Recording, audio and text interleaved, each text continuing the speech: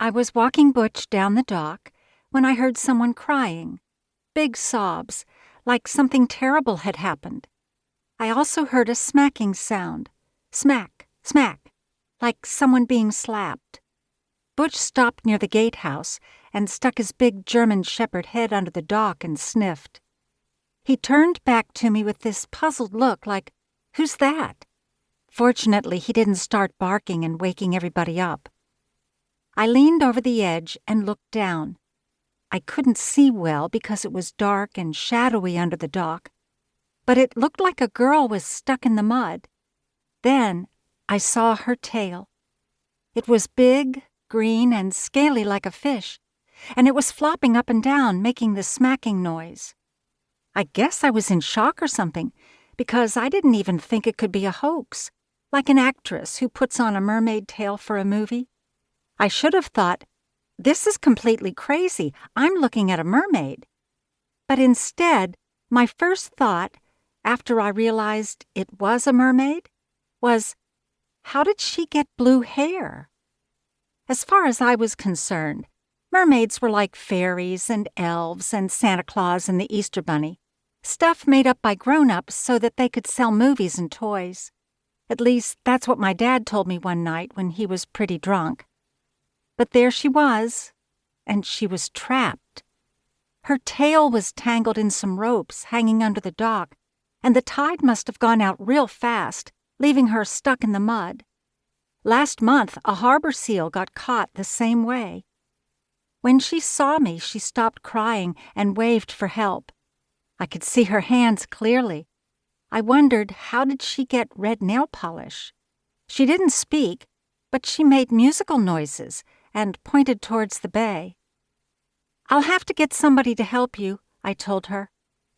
I guess she didn't want anyone else seeing her, because she shook her head, grunted, and pointed at me. It was as if she was saying, "Nobody else, you." That was going to be a problem, because the guy who delivered newspapers would arrive soon. And after that, the early risers on the dock would be up, like Kay and the Baron. Butch didn't know what to make of her. He held his head at an angle and kept sniffing the air. I wasn't sure what to do either. I just stood there watching her tail flop in the mud as she tried to free herself. "You ought to stop that," I said, pointing to her tail. "You're going to wake everybody up." She lowered her tail to the ground, using her hands to stay upright in the mud. In order to set her free, somebody was going to have to walk under the dock, untangle the ropes, lift her up, and carry her to the water. It was way beyond what I could do. "Can't you talk to the fishes and stuff?" I asked. "Get help from the seals?" She shook her head, and I saw her ears. They were pointed, sticking out of her long blue hair. I looked around the dock for something that I could use. The Collie twins had a really long pole with a big hook for pulling trash out of the bay. I took it from their boat and looked around for something else. I knew Baron Vandergut had some rope on his motorboat, but that was out of the question because I'd have to wake him to get it. Then I saw the hose in front of Alice the activist's houseboat. I pulled one end of the hose down the dock and hung it over the side. The mermaid couldn't reach it at first, so I swung it back and forth, and finally she grabbed on. "Tie it around your waist," I said. She did, making a big loop. I leaned over with the pole, and after a few tries, I untangled the ropes. Then I ran back to the other end of the hose and tried to pull it.